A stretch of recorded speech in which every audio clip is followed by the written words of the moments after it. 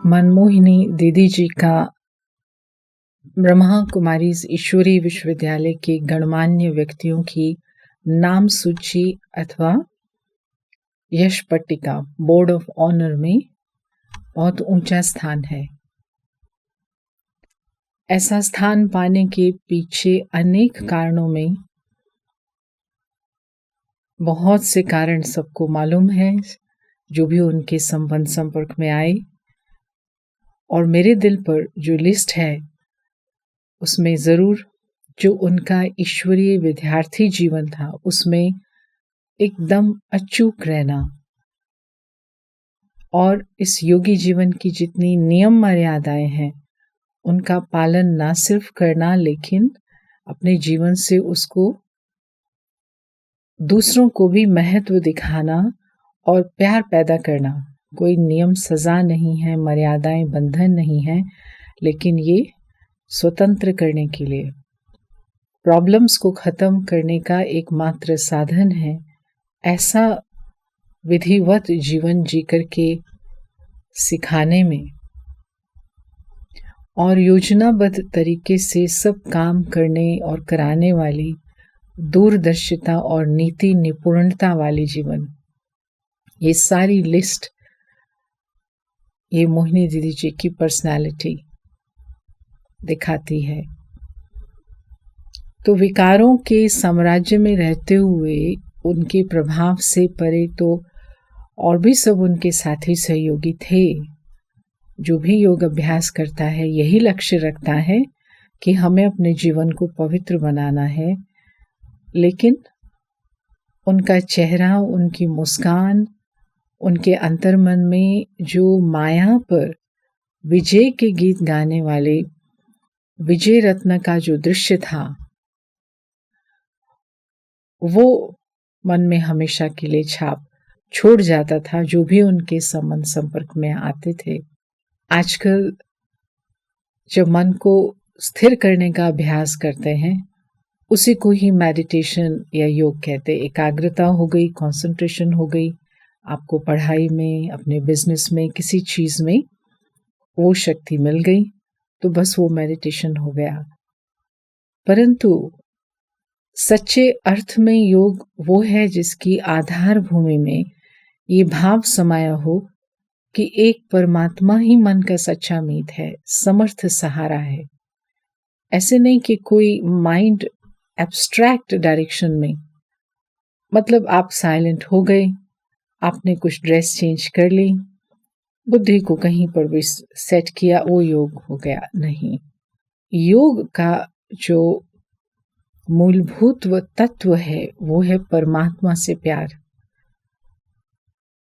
तो दीदी की योग की अवस्था को देख करके, योग की स्थिति को देख करके मालूम पड़ जाता था राजयोग के ज्ञान का पूरा सार।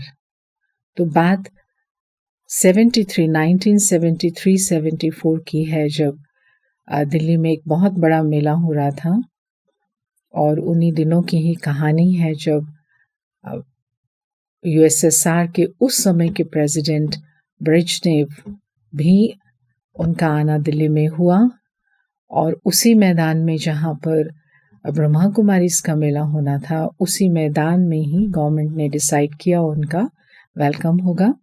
तो वो अलग स्टोरी है। उसमें भी मोहिनी दीदी के प्रयासों से किस प्रकार योग की शक्ति का प्रत्यक्ष प्रमाण देखने को मिला। उस समय मेरी उम्र 8-9 साल की रही होगी। तो मेले के दौरान दीदी जी का राजौरी गार्डन साइड भी आना हुआ और उस समय बहुत बड़ा टेंट एक लगाया गया जहाँ पर भाई बहनों से मुलाकात थी। योग का प्रोग्राम भी रखा हुआ था। तो हम अपनी लौकिक मदर को ढूंढते ढूंढते, क्योंकि ऐसा लगा कि जैसे अभी शाम के भोजन खाने का टाइम हो रहा है और माता जी कहाँ हैं, तो हम बच्चे घूमते घूमते उस पंडाल के नज़दीक पहुँचे। तो पंडाल का जो एंट्री पर पर्दा लगा देते हैं तो बिल्कुल वातावरण दूसरी दुनिया का। एक बच्चे को आप जिसको ज्ञान का मालूम नहीं, भगवान का मालूम नहीं, तो वो गोल्डन रेडिश लाइट सुंदर सी थी।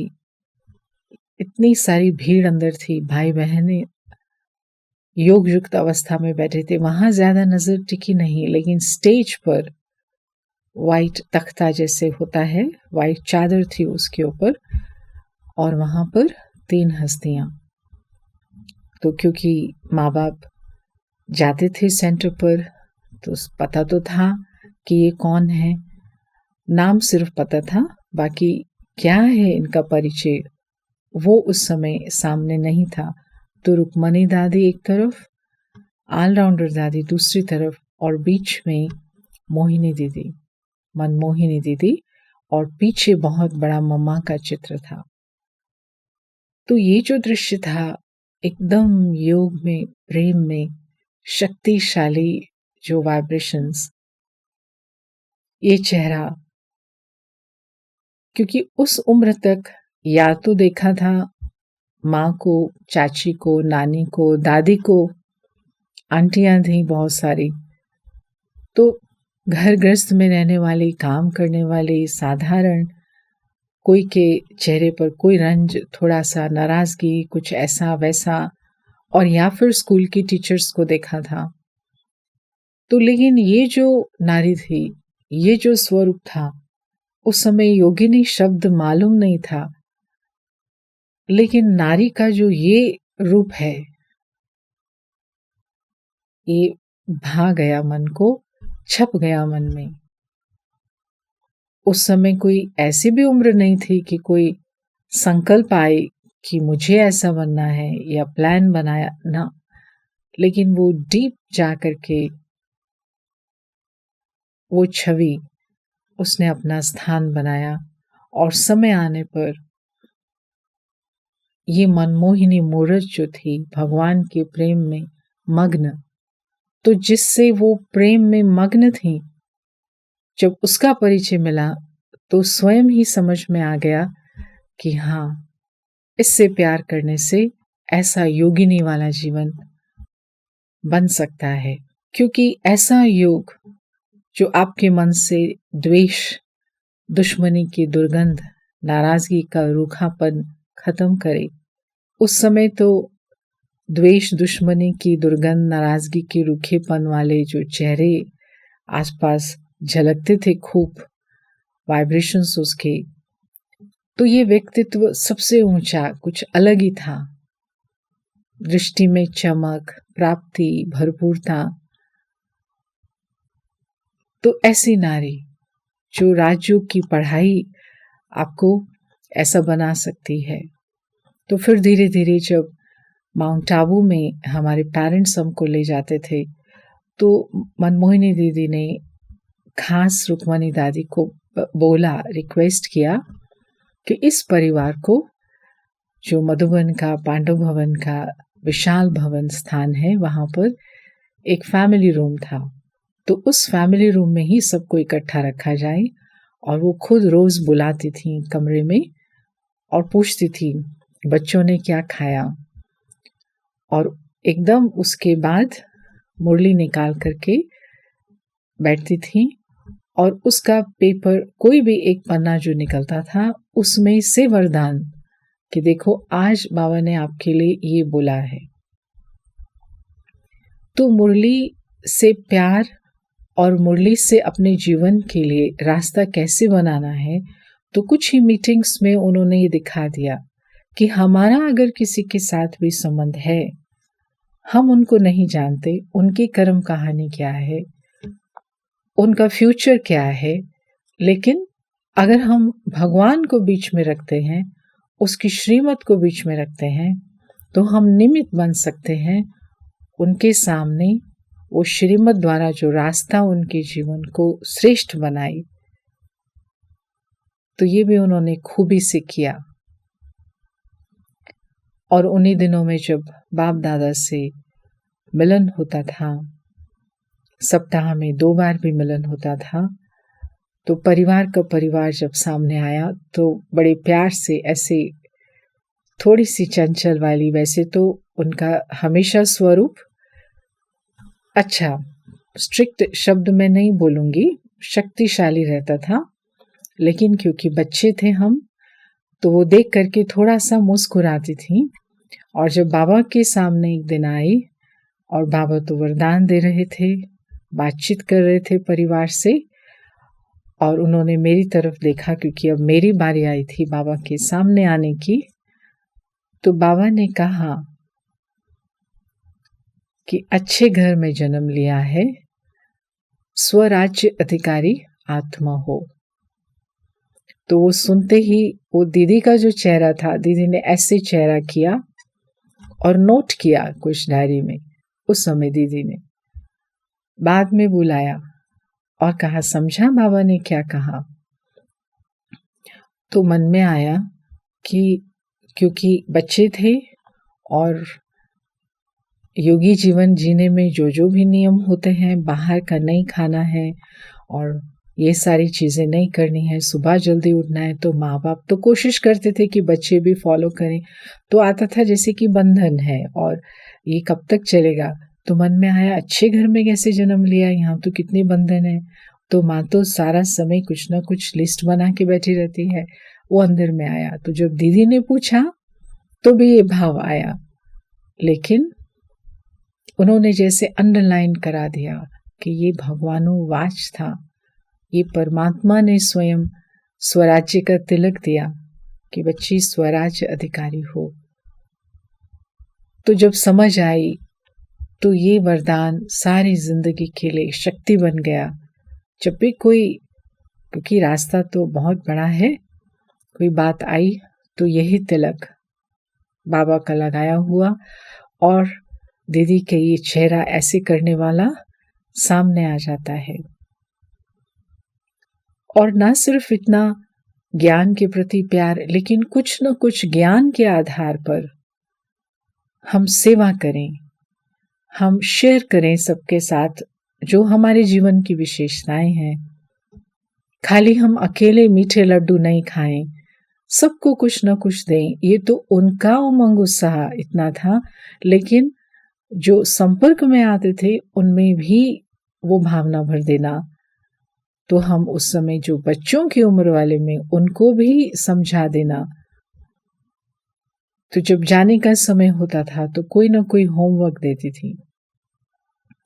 जाने के समय ये भी अंडरलाइन कराती थी, शिव बाबा याद है ना, शिव बाबा याद है ना, स्वर्ग का वर्षा याद है ना। तो हम बच्चे भी कोई कम तो नहीं थे। तो मालूम पड़ गया था कि मनमोहिनी दीदी ये बोलेंगी बार बार, ऑलराउंडर दादी ये बोलेंगी, रुक्मणी दादी ये बोलेंगी। तो हम पहले से ही नेक्स्ट टाइम मधुबन जाने से पहले तैयारी करके जाते थे। तो घर से जब ये सुना, दीदी याद दिलाती है, शिव बाबा याद है, स्वर्ग का वर्षा याद है, तो बहुत सुंदर, क्योंकि पेंटिंग भी सीखते थे, अच्छा लिखने का भी अभ्यास करते थे। तो बहुत सुंदर ऐसी पट्टी होती थी बनी हुई, जो कोई अपने घर में किचन में लगा ले, ड्राइंग रूम में लगा ले, सुंदर सुंदर से बना करके सैंपल गए, जिस पे लिखा था शिव बाबा याद है, फिर शिव बाबा बना हुआ है, फिर स्वर्ग का वर्षा याद है। तो दीदी ने उसको देखा तो बहुत खुश हो गई, और बनाया किसने, बच्चों ने, और बड़े विधि से बनाया हुआ था। और सामने उस समय गायत्री मोदी जी बैठे थे। ये ऑलरेडी इस समय 1979-80 की बात हो गई। तो उन्होंने उनको दिखाया, उनको दिया, तो वो भी खुश हो गई। तो कहा कि ये जब बड़ी हो जाएगी तो फिर तो मैं इसको मोदी नगर में लेके जाऊंगी। तो दादी ने फिर उनको भी देखा और मुझे भी देखा, तो कुछ हमें पता नहीं था ये क्या बात हो रही है। तो ऐसे करके हमेशा सबको आगे बढ़ाना, उनकी ऐसी पालना करना कि वो अपने समर्थ से भी जो बड़े उत्तरदायित्व आज निभा रहे हैं, वो दिखाई दे रहा है। सिर्फ एक मेरा जीवन नहीं, मैं जानती हूँ सैकड़ों ऐसे भाई बहन हैं जिन्होंने वो उदाहरण देख करके, उनकी सेवा देख के, उनका बाबा से प्यार देख करके, वो सब मोतियों को संजो करके अपने जीवन का आधार बनाया है। और दीदी जहाँ भी बैठती थीं, जहाँ भी सभा लगती थी या कोई मीटिंग होती थी, जैसे कि सब बिना कहे सुने, सबके मन में एक जैसे रिमोट कंट्रोल होता है, एक स्नेह का सूत्र में वो सभा बन जाती। तो संगठन क्या होता है? हाँ, आप संगठन कर सकते हो, एक ड्रेस डाल के एक सभा बना सकते हो। उनको कोई 1000 लोग हैं, उनको कोई एक गीत सिखा के, एक डांस सिखा करके एक आप कॉमन बहुत अच्छा यूनिटी का दृश्य कर सकते हो। लेकिन मन यूनाइट कर देना, मन सबके मन एक कॉन्शियसनेस में आ जाए, वो मन की जो भावनाएं हैं वो एक जैसी हो जाएं, परिवार वाली भावना हो जाए।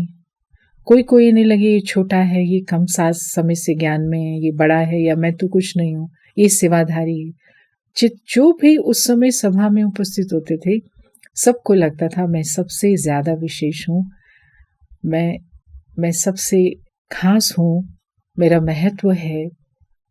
एक अच्छी पॉजिटिविटी की जो एनर्जी होती थी उस समय, नेचुरल। अभी ये कहना आ रहा है ऐसे, उस समय कहना नहीं आता था ये सब, लेकिन उस अनुभव में रहते थे उनकी उपस्थिति से। तो इस शक्ति से, संगठन की जो ऐसी शक्ति है जिसमें मन एक हो जाते हैं, मन की भावनाएं एक हो जाती हैं, उससे जो कार्य होते हैं और उन कार्यों द्वारा जो बाबा सबको दिखाई देता है, ऐसी अथक सेवाएं दीदी ने सबसे कराई। तो संसार भर में ढूंढने पर भी ऐसे योगी, तपस्वी, निर्मल, गुणवान कहाँ मिल सकते हैं। ये तो हमारे परम सौभाग्य की बात है कि हम इन सभी के वंश हैं।